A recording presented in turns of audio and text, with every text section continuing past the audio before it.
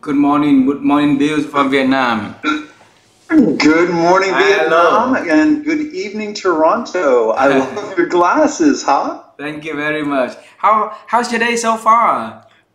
Oh, it's been an amazing day. Same. Absolutely amazing day. So, how has yours been? We just started the day, so but every day is a wonderful day. You know, there's no better day to start. There's no better things to do to start the day with an amazing person like you. So I'm so thrilled for this. Kind of you to say, and my pleasure. Absolutely my pleasure.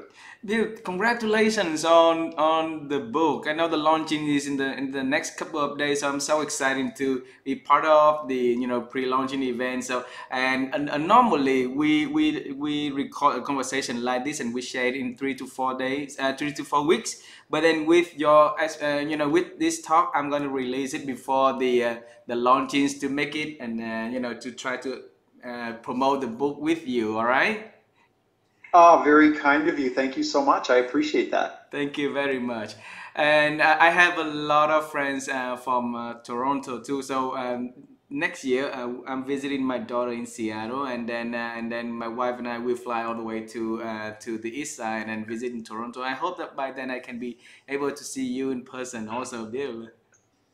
I would love that. Yes, absolutely. And we do have a number of friends connected because I don't know if you know about my connection to LHH Knightsbridge. Oh, I didn't know that you have the connection with Night Bridge. So what's the occasion back then? Well, the connection there is that I host an event here in North America called the Art of Leadership Signature Series, as Mm. well as the Art of Leadership for Women. Ah. And LHH Knightsbridge has been a sponsor of that for many, many years. So we usually have five keynote speakers on the stage at any time Ah. throughout the entire day, as well as an executive panel. And so a lot of the LHH people have been on the executive panel, but we've also had Tammy Hierman do a talk, Leanne Davey do a talk, Dr. Ah. Vince Molinaro has done talks as well. So yeah, a lot of your colleagues I have had the pleasure of traveling across the country with and hosting them on stage. These are large events, thousands of people come out to them. Wonderful, wonderful. I just interviewed Tammy the last week. It's just about a week ago. So I'll tell her that I have a chance to meet you today also, Big, all right? Wonderful. I would love that. Okay. Tammy and I actually are, we have a connection call set up for very soon as well. So I'm looking forward to getting all the update on her latest work as well, her new book. I also purchased two books from her, and I sent it all the way to Seattle for my daughter as a gift because my daughter is in as teenager age, and then I want her to get exposed to international like well-known people and Yeah. to learn about all the practice that these amazing people has put together. So I look forward to your book signing, and I send it to my daughter too. Excellent. Excellent. Thank you so much. Bill, I connected with you because I really like you and the work that you put out to the world. Okay, and as a fascinating journey that you have, and we would like to have you to come to the show and share the story with us. Because since July of last year, as I shared with you, we I see the country in Vietnam has been hit by COVID worst by during that time, and so we try to do as much as we can to support the people. And I launched this program where I invite amazing people to join and share their stories because I like story, and I believe that good stories will help the people to pass through challenging times a lot better. And help them to be motivated, help them to be inspired so that they can make great decisions in their life, right? And so I started a very small community from the Adeco group first because I worked there. And then eventually one let introduced me to the next, one introduced me to the next person, and the network expanded a lot, and this led me to our meeting today. So thank you so much. All right. Absolutely my pleasure, and congratulations on that fast growth and success, as well as having a cause, having something that you're really committed to and helping the people out. And similar here, as you can see, we're actually in my kitchen today, but this is my home, and this is where I've been broadcasting for the last 2 years on a regular basis as well. So glad to be a part of it. Thank you very much. Bill, can you do me a huge favor? I would love to have you to do a little introduction of yourself, who you are for our audience. Can you do that for us, please? Absolutely. So I'm known now as Electric Bill, simply because of the energy that I bring, whether it be to the stage or to a boardroom, to an office meeting, anywhere I go, I'm known as Electric Bill. But I wasn't always Electric Bill. I was born in northwestern Ontario, Canada, and my mother wanted to call me Billy. And her friend said to her, "You cannot call him Billy. He's going to be a 59-year-old man tomorrow. He will be bald like his father. He might even have a gray beard. And in 2022, it won't be appropriate to call a grown man Billy." So that's not what they put on my birth certificate, as much as my mother always called me Billy. So my birth certificate actually reads William Grant Williams. And I was born in a town that's now known as Thunder Bay, but originally it was two different townships, a famous port and a famous fort. The port was the port of Port Arthur. The fort was Fort William. And my mother held her labor as they drove through Port Arthur so that her son, William Grant Williams, could be born in Fort William, Ontario. So today you're meeting not only Electric Bill, but William Grant Williams from Fort William, Ontario. So it gives you a sense of my style and where my energy comes from. But I didn't always have this much energy. When I was a kid, my father took me shopping for a toy because I did well in school. I got a good grade on my report card. And he took me to this shop called Zeller's County Fair. And he said, "Billy, what toy do you want? You can have any toy that you want." And I said, "I'm not sure." And I shopped around and I looked around. And my dad said, "Hey, Billy, look at this. There's a rocket. We can launch this rocket and it will fly past Grandma's third-story window. Won't that be cool?" I'm like, "Nope, I don't want that." And he's like, "Well, what do you want, Billy?" I'm like, "Daddy, come with me." And I took him around the corner, and I showed him a cash register. Now, my father was an electrician by trade. So imagine his son, his only son, picking out a cash register because I knew at that point in my life I wanted to be a banker. So I became a banker. I went to Thompson River University in Kamloops, British Columbia, and I studied banking. And then I got my job working in the very first major bank, the biggest bank in Canada. And year after year I worked there, and I found I was miserable. I was working long hours. I wasn't happy. I was frustrated. They actually did a sort of an orientation of my role, and they studied how long should it take to do this job. And they determined it would take 18 hours each day for me to do my job. Wow. And I'm like, why am I doing this? And so I would work overtime trying to get the work done. And then I'd be so tired and exhausted. I'm like, why am I doing that? So I started charging the overtime rate that should have been charged. And the bank came back and said, no, we're not going to pay overtime. So I started not doing it, and the work piled up. And it just got terrible hot. At one point, I remember talking with my branch manager, and we were negotiating about a process that I had to do. And I asked her, could you just do a quick inquiry and then let me know what you want me to do with these transactions? And she said to me, "Bill, no."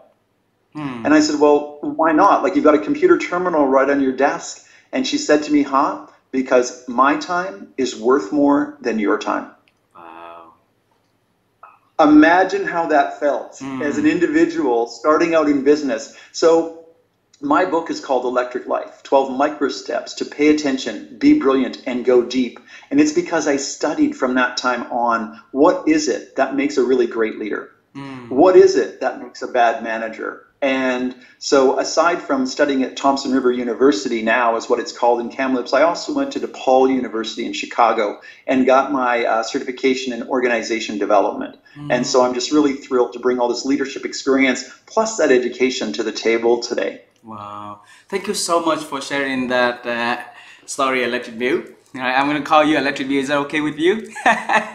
Yes, please do. Call me Electric Bill. Sure. And Electric Bill, I'm intrigued to know what's next after. But first, happy early birthday. If you say your birthday is tomorrow, so happy early birthday, all right? So tomorrow I will send you an email and say, "Hey, Electric Bill, happy birthday to you." Thank you. I appreciate that. We wish you all the best in the upcoming years. Okay, happy early birthday to you, Bill. I am sorry for the bad experience you had when working as the bank, but so we are interested to know what's next after that. What brings you into the Well, leadership development space?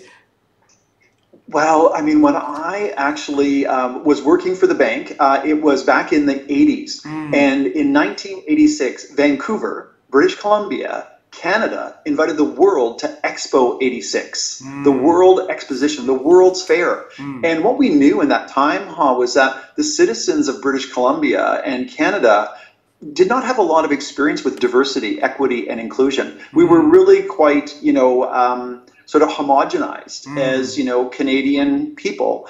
And the struggle with that was we didn't know what to expect as people from different cultures from around the world were going to come to Vancouver for Expo 86 and probably tour British Columbia and the rest of Canada. So the government created a program called the Superhost Program.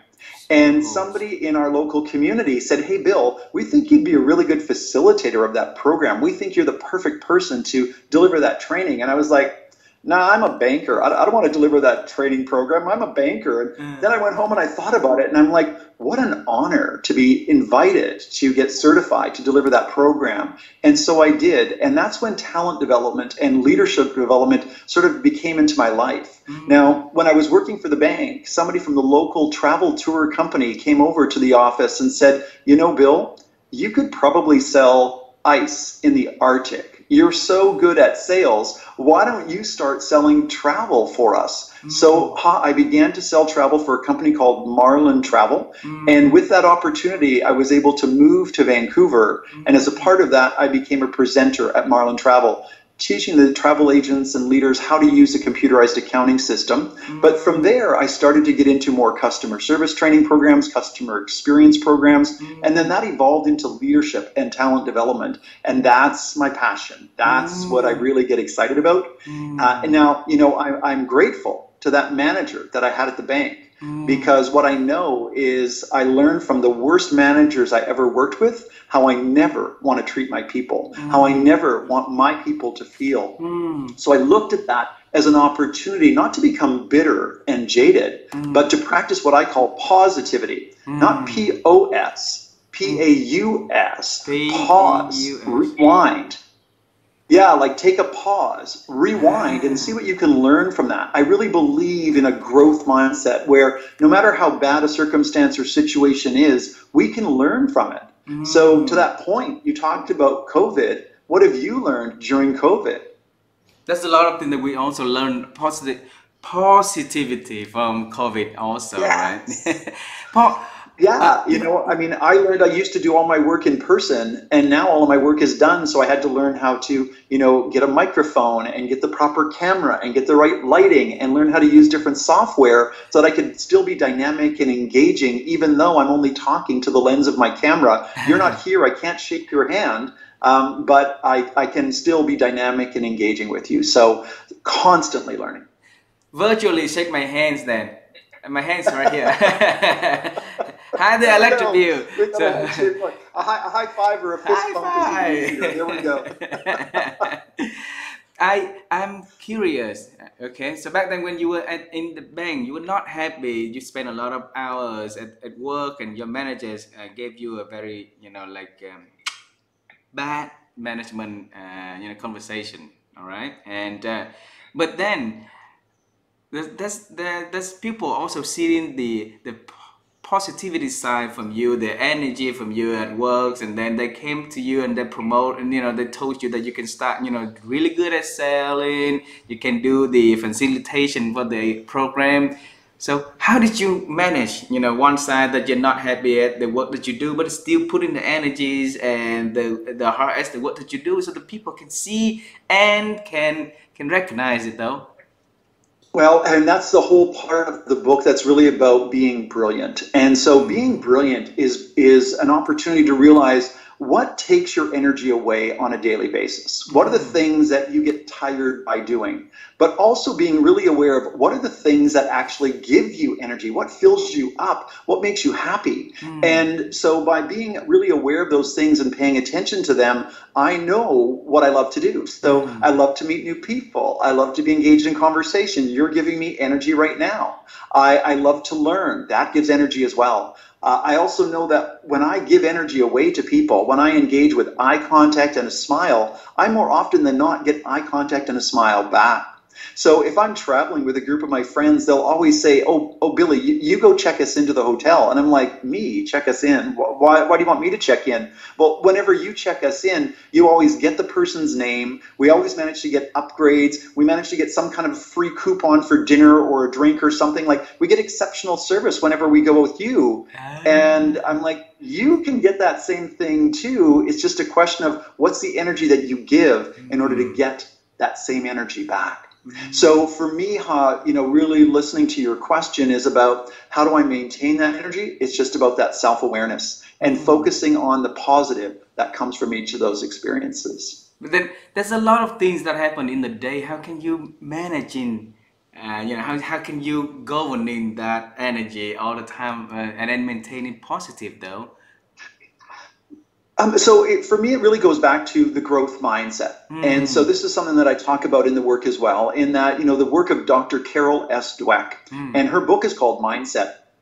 And so let's just imagine you've got this situation at work whereby you've done some really amazing work and your boss comes to you and says, I want you to write a report to the president of our company about this project you're working on. You're doing such an amazing job. Let's share this with the whole organization.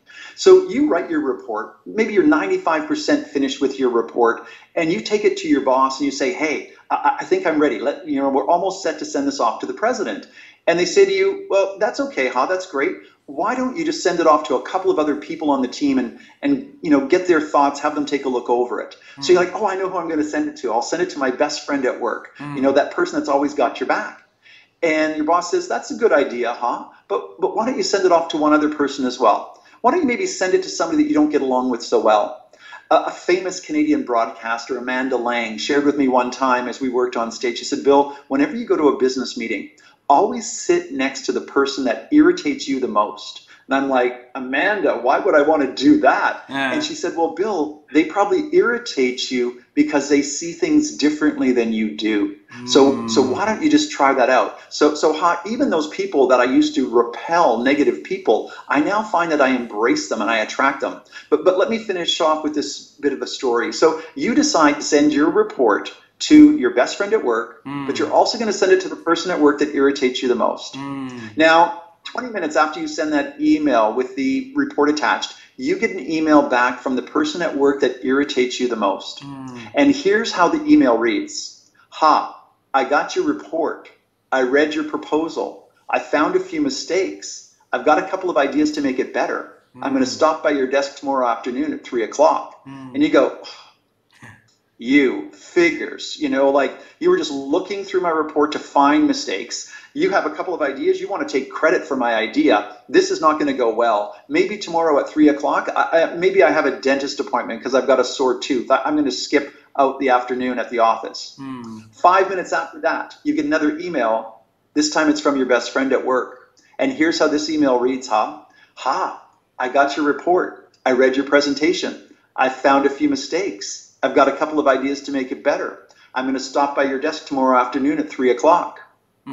What do you say to yourself at that moment in time? Oh my goodness, it's your best friend at work. Thank you. Thank you so much. How embarrassing would it have been if I sent that report to the president and it had 3 mistakes? You've got ideas to make it better? Let's talk about this. This could be a really good thing. Now, pause for a moment though, and what did you notice about the 2 email? Same. Identical, right? But it's our mindset. What did we focus on? When it's somebody at work that irritates us, our mind goes to the negative side and says, you're just trying to make me look bad. You want to take credit for my work. But when it's our best friend, we go, thank you so much. So I just challenge people to really practice that aspect of positivity. Take a moment, rewind, maybe play it slower, but play it from another perspective and see what can you learn about that conversation? What can you learn about that interaction? If it didn't go well, what did you contribute to that? And what could you do differently the next time around so that it does go well and it is a positive experience? Wow, electric views. Thank you so much for sharing that powerful story. I will definitely pass that story into my community today to make sure that we always promote the growth mindset and then learn, to implement it in our everyday life. All right. Electric Yes. view. Um, you transfer from a job that you're not happy with onto a new space that changed you totally. Okay, and it keeps you in this space for that many lots. So what's so good about the leadership development space that give you extra electric and to make you a bigger electric bill, right? And for that many years. I think the biggest thing for me, is that I realized that, again, some of the worst managers I ever worked with taught me how I never wanted to treat my people, how I never wanted to make them feel. The best leaders that I ever worked with let me learn great ways to deal with people. So that brings me to a distinction between management and leadership. For me, management doesn't know what it wants until it gets what it doesn't want. But even then, it doesn't know what it wants. It just knows it doesn't want that, whatever that was. Whereas working with leaders and in leadership, leaders are abundantly clear about what good performance looks like. And a leader can actually articulate to you, what does it mean when you meet my expectations? What does it mean when you exceed my expectations? What does it look like when you consistently exceed my expectations? And they can articulate that to people. So when I have the privilege to work with leaders that are actually catching on to these concepts of what great leadership really is, that's what really fills my battery. That's what really charges me up. So I want to go out there and do even more leadership development, training and development. So can you share with us the journey that when you shift onto that leadership development space, how the journey looks like up until this point? Well, so a lot of that was just simply going back and forth between talent development, so training and development, and actually working in operations. Because one of the things that has always frustrated me, is when people know something, but they've never done it. And so I would take my experiences in being in the operations environment and I would bring those back into the classroom again. So I would have stories to tell people and true examples to share with people of the benefits of it. So I went back and forth with that. And then I also, as I mentioned to you, I had the opportunity through one of my organizations to attend DePaul University in Chicago and get that certification in organization development. So really about leadership development and how to, bring the best leaders to the table and create leadership development programs so they could learn even more about how to do their job effectively. We know that in North America, almost 2/3 of people are disengaged in their jobs. And that's why I wrote the book as well, is to give people that opportunity to get re-engaged back in their lives, not just their work, but their lives. I feel that you were ready to write this book long ago already, because when I look at your story, when I hear the story, it feels like the electric bee already ready to write this book at least 10-15 years ago. So what kept you for that long in introduce this amazing book to our audience though? Well, so you're right, absolutely right. It was more than a decade ago that somebody said to me, Bill, I've seen you at 7 o'clock in the morning. I've seen you at 5 o'clock at the end of the day. I've seen you at 9 o'clock at night when you've just finished facilitating for a not-for-profit organization's board. You always have this much energy, like you really need to write a book. And I guess, it was just that belief of, imposter syndrome, it's known as. Like, who am I to write this book? I'm Billy Williams. I'm William Grant Williams from Fort William, Ontario, a small town in northwestern Ontario. Who am I to write the book? And then I realized as I sat down with people my normal is not their normal. You know, the Mm. privileged life that I live here as a white man in North America, I'm very, very privileged, but I just thought that was normal because that's my life. And Mm. then when I started to realize that what I had to share would add value for people, that they could get something from this, that their life could be more full than it was before, now I knew I needed to get this down in writing. I needed to Mm. get the book out so that other people could benefit from my life lessons. No, I'm sure. I'm sure. Can you tell us about the journey that leading you to write this book, though? Sure, absolutely. So, you know, again, as I mentioned, I host the Art of Leadership and the Art of Leadership for Women. So I have had the privilege of being and working with some thought leaders in the leadership space. Mm. My goodness, everybody from then he was Vice President Joe Biden through to Oh. Martha Stewart. If you think about that range of people, Martha Stewart through to who was then Vice President Joe Biden, now the President of the United States of America. So I was introduced to a lot of great thought leaders. And Mm. many of them actually worked with a publishing company that I worked with as well called Page Two Publishing out of Mm. Vancouver, British Columbia. Mm. And so with the introduction, the publishers were interested in my thoughts and interested in my ideas. Mm. So I began the process. Mm. And then COVID hit, as you and I have talked about. And I was like, oh, I can't put the book out now. It might be perishable. Like, you know, there's going to be so much happen. And a Mm. year into COVID, I decided, no, this is the perfect time to write this book, to share my experiences with people. And Mm. so the book was written. Mm. We've gone through all of the work of getting it published, and it will be out April 5, 2022. So that's Wow. exciting. It'll be my 59th birthday, my 60th tour around the sun. I'm excited to share it with the world. Wow, I'm excited too. So, should be, what is the book about? Can you share the ideas about the book to our audience here in Vietnam, please? Yeah, absolutely. Really, it was you know, having been in human resources my whole career, Mm. I know that you know, we well, I shouldn't say my whole career. As I said, I started off as a banker and got into travel, but I would go back and forth between human resources training and operations. But what I know from the human resources space is that, you know, we regularly look at employee engagement. As I mentioned, you know, almost 2/3 of North Mm. Americans are disengaged in their jobs. So knowing that the human resources department will do an annual survey. Mm. From that survey, they get the results. They Mm. share the results with the business. And the business then looks at that and they create focus groups and task forces to come up with goals and objectives, you know, like idea executions, if Yeah. you will, to really get things better within the organization. But the struggle, you know, how many organizations struggle to execute on their highest priorities, to execute on their goals. Mm.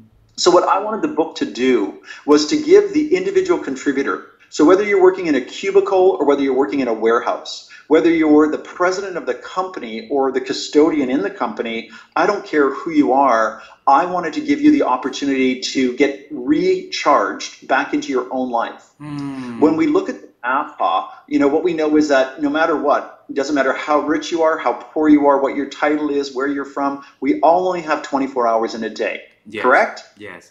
Yeah. So, you know, your doctor probably tells you that you should get 8 hours of sleep a night. I know Mm. my doctor's constantly encouraging me to get 8 hours sleep a night, and I try. I'm not always successful. Quite frankly, my personal goal is 7 hours of deep sleep, and I even have a device called my Fitbit that helps me see how I've slept each night. Mm. Now, if you talk to your boss at work, your boss tells you you're supposed to work 8 hours a day, but good luck. When was the last time you only worked an 8 hour day?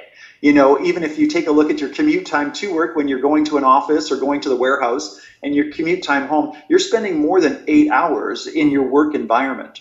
So let's just do the simple math. 8 hours of sleep, 8 hours of work, that only leaves you 8 hours left to live your life and do what it is that you're here to do. Mm. If by the time you finish work, you're so exhausted, you have no time left to spend it with your family, to spend it with your children, to spend it with your pets or your friends, why are you doing what you're doing? So Mm. this book is really about helping those individuals, you know, the warehouse worker, the cubicle warrior, through to the president of the company, how you can leave work with more energy than you arrived with, so you Mm. can do your life and live your life and be electrified and electrify other people as well, to really share the energy. Wow. Wow. So that means it's for everybody at all age, at right? Absolutely. And even as you said, children, right? I mean, like we know that the majority of the world, not the majority, but almost half the world sees the glass as half empty. The other half of the world sees the glass as half full. Now, there's benefits to that. I used to repel negative people. I had this ability. I was so positive all the time that I would frustrate negative people. And then I realized the value negative people bring into my life. When I share that report, as we talked about in the mindset example, when I share that report with somebody who's negative, they can find the flaws very easily in my report. Yeah. Now, here's the other thing I know about human beings. When they find somebody else's mistake, human beings are hardwired to solve other people's problems. Sometimes we don't solve our own problems very well, but other people's problems, we can really do a lot to help them solve their problems. So why not leverage those individuals? Right? Wow. Yeah, get those negative people to help you figure out how to solve your own problems. Life will be good. Wow. Thank you so much for sharing. That is very, very meaningful. I think that a lot of time we focus on what we think that our that we've been familiarized with, right? And then yeah, absolutely, there's a lot of great things from the people that not in our tribe that we can learn from, and bring them onto our world so that we can all learn from one another, we can all grow together. So thank you so much. And then you mentioned in the book there's a lot of tips and techniques that we can apply. Right? Is there any best one that you can share with us? Anything that your favorite ones that Electric Beer would want to share with our audience? Well, you probably picked up on the one already that I love the most, which is to practice positivity. So I'm not talking about toxic positivity. Toxic positivity is something that I learned more about from Susan David. She wrote a great book called Emotional Agility. But, that toxic positivity is, things aren't going well, but we pretend like they're going well. It's fake. It's false. My positivity is, again, just pressing the pause button, rewinding what just happened to you, and see if you can learn something from it. Maybe get out of your own shoes and get into somebody else's shoes and think about what was their intention. How were they trying to help you? If you took it badly, they probably weren't intentionally trying to make you feel bad. Maybe you just need to look at it from their perspective rather than your own perspective. But another one that I want to share with you, is something else that I called celebrate mistakes. And the word mistake, I hyphenate it. So rather than calling it a mistake, call it a mis-take. What I mean by that is think about what kind of a smartphone are you on? iPhone. You're an iPhone, okay. Yeah. And you probably are, but yet you're not. There was only one iPhone. That's the original iPhone that Steve Jobs and the Apple team created. I'm on an iPhone too, but I'm on an iPhone 11. Which iPhone are you on, The same, the 11. The same, the 11, okay. Yeah. Could you imagine if Steve Jobs and Apple waited, because they've got the iPhone 13 out right now. Could you imagine if they said, no, we're not going to do anything until we have this perfect? Every time they created a new iPhone, a new iteration of that, they added services. They added intuitive products and services to it so that things get better and better all the time. So I challenge people to not wait until it's perfect. Think about what Einstein shared with us. If you keep doing the same thing over and over again, expecting a different result, insane. That's insanity. Yeah. You're insane. And that's a mental health illness. And we're doing a lot of work in Canada to destigmatize mental health and to help people learn about mental health. So I challenge people to make mis-takes. And so if you didn't get it right the first time, that's fine. Don't do that same thing over again. What's your second take going to be? What's your third take going to be? What's your fourth take going to be? And how can you keep doing more takes to getting closer and closer to what you want it to be? Wow, that mistakes that you mentioned in here, right? I have a lot of young talents in my community, and those who are so into what we call perfectionism. So okay, they want their report to be like mistake free, so that they send before they send to the best friends or the people that they don't like for feedbacks, and then waiting for the 3 p.m. meeting, right? And I always tell them that no, just send it out. Just if it's 95% great already, is good enough to kick off and then start to see what else that we could be doing instead of waiting. So how in your areas of expertise, how can you help the people to overcome this perfectionism mindset? Well, so perfectionism is something that is now clinically diagnosable from what I understand. I haven't done the deep research on it myself, but I do understand that perfectionism is something that can disable us. It can be a form of a mental health challenge. So I challenge people to be clear, again, as a great leader is, about what is the outcome. So I challenge individual, and I have an accountability contract that I refer to as Dr. Star. And so whenever I'm working with somebody on whatever the report or the proposal or the product is, I always start with Dr. Star. And Dr. Star is simply an acronym. So the DR stands for what are the desired results? Let's you and I be abundantly clear about the desired results. Now, I want you to make me an iPhone, but I don't want it to be the perfect iPhone 20. Let's just make the next iPhone 14. We know 20 is coming. 20 might have a lifetime battery. 20 might have 2 different SIM cards. You can have your office number and your personal number on the same device. Like, think about what iPhone 20 could look like. But that's not where we are right now. Let's just stick with iPhone 14. So again, as a great leader, let's be abundantly clear for what is the desired results. And then the S in Dr. Star actually stands for the standards. So if you're in an industry like medicine or the law, then we know that there are regulations, there are laws you have to follow by. So those would be some of the examples of a standard. But the other examples of standard would be what meets my expectation, what exceeds my expectations, and what's the minimum viable product. So Dr. Star, DR for desired results, S for star. The T now stands for what tools do you need in order to deliver those desired results to that standard. Tools would be things like budget, how much time do you need, how many people do you need working on this project. The A in Dr. Star stands for accountability. How will you and I be accountable to each other?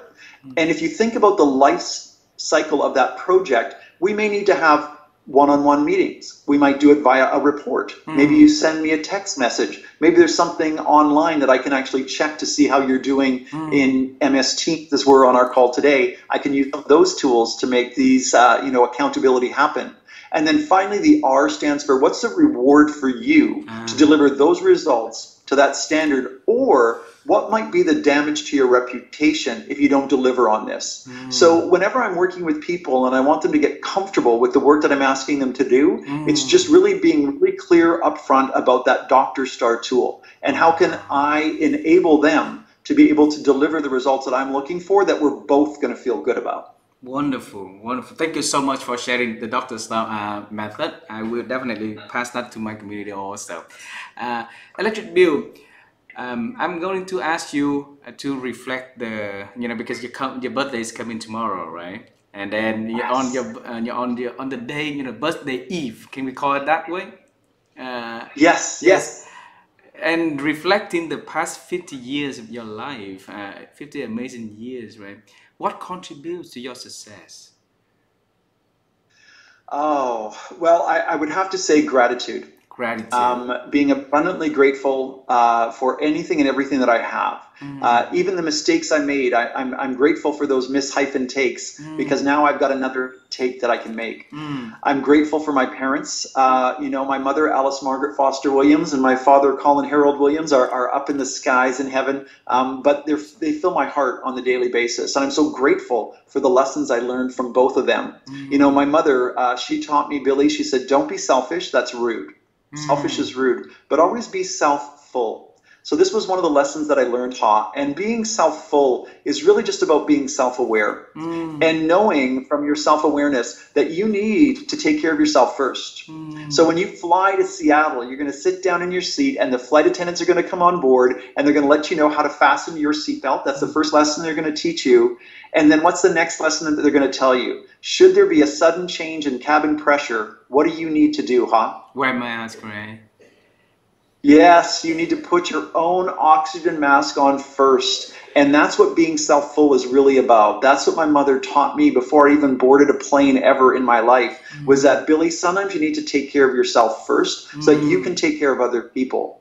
If you don't Wow. take care of yourself first, what's going to happen to everybody else at the office should you get sick? What's going to happen to your family if you're not able to go to work? And so it's really important to be self-full, not selfish, and take care of yourself. Wow, wonderful. Thank you so much for that self-full advices. And then yesterday I talked to Gary Rich, and then he also said that his success coming also from gratitude, being gratitude, practice gratitude every day. And Vivian and my wife and I, we had a lot of good talk last night between the two of us on how we can promote gratitude, and we decided to bring August of this year is the month that we promote all activities related to gratitude. So back then, I hope that I can bring you back and then share more practices on how we can Yes. promote that culture to the people around us. All right?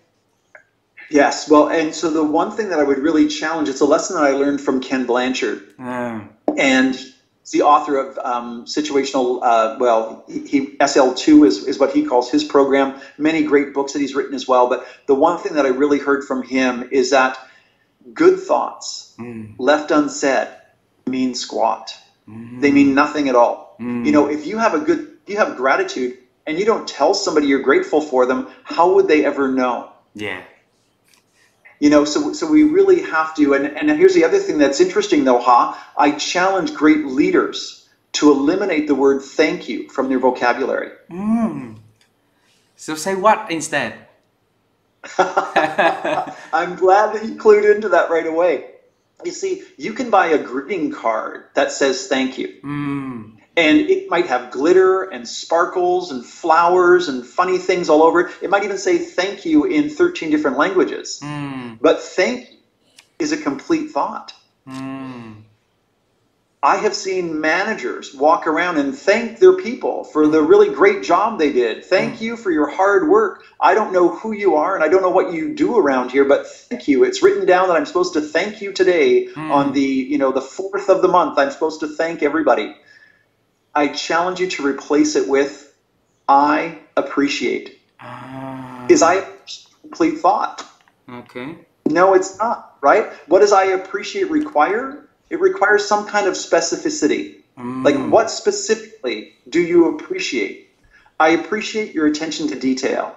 I appreciate your punctuality.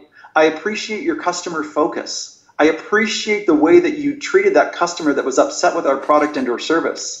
So really think about, what do you appreciate? And here's the other thing that I know for sure, is that you teach people how to treat you. Absolutely.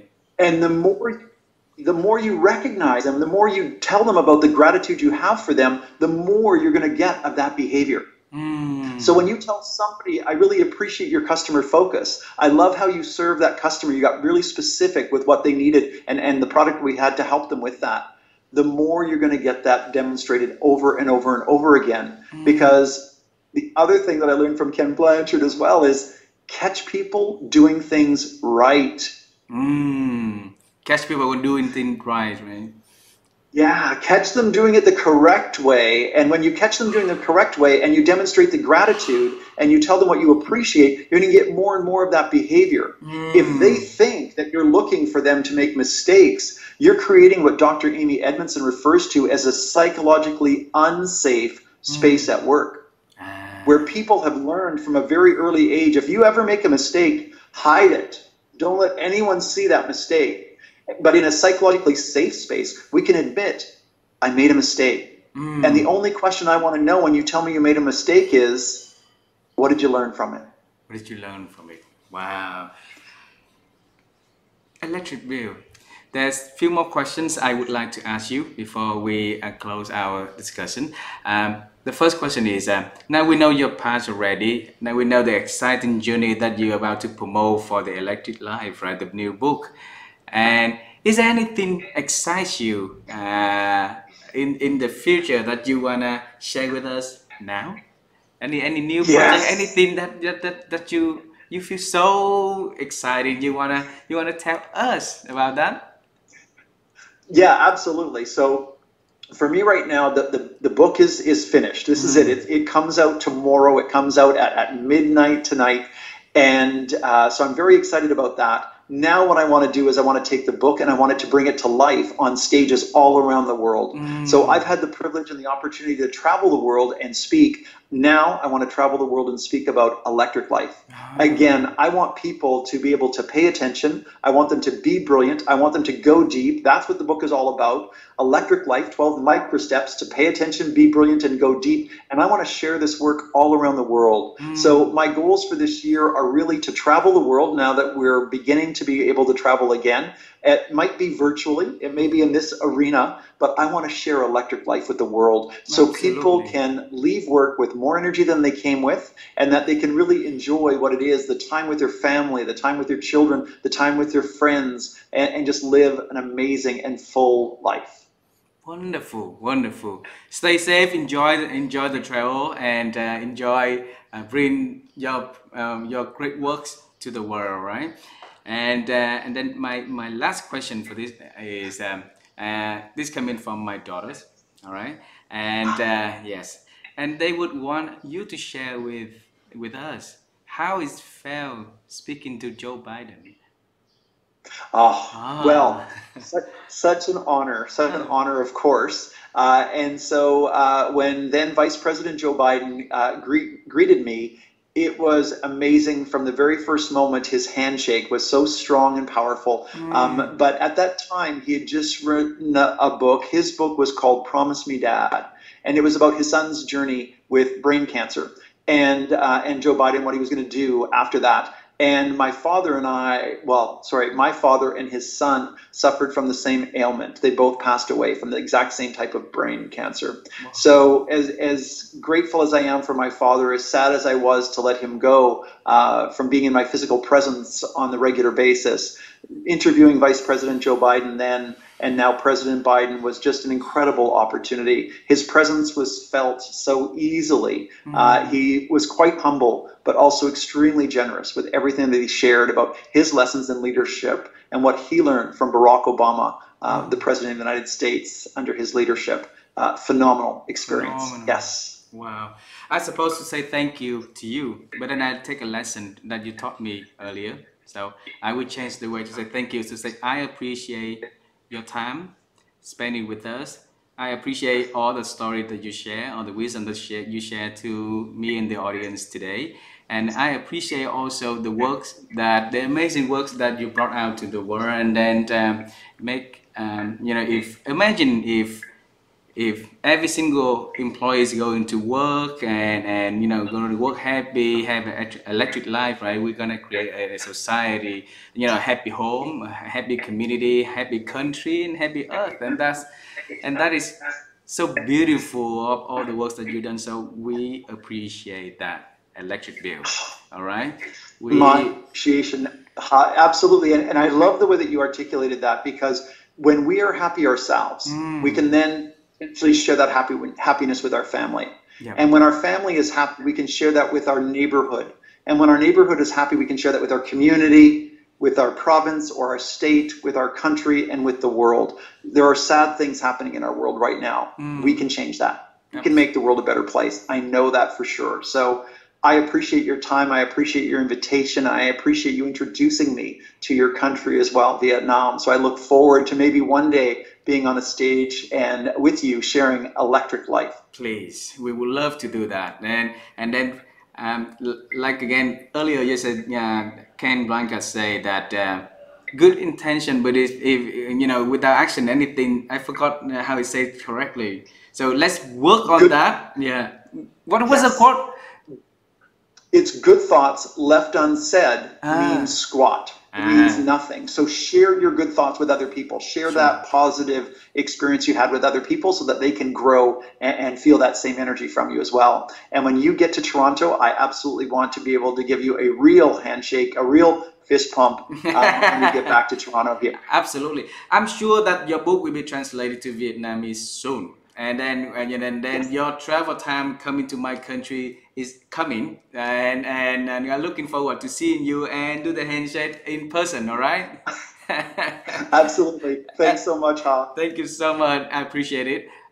Electric Bill, have a wonderful um, evening, dinner with your family, and then I look forward to celebrate your success, celebrate the book, and then celebrate your birthday tomorrow. All right? Thank you, thank you, thank you. I absolutely will. Okay. Bye bye. Bye for now. Bye for now. Yeah. Thank you very much.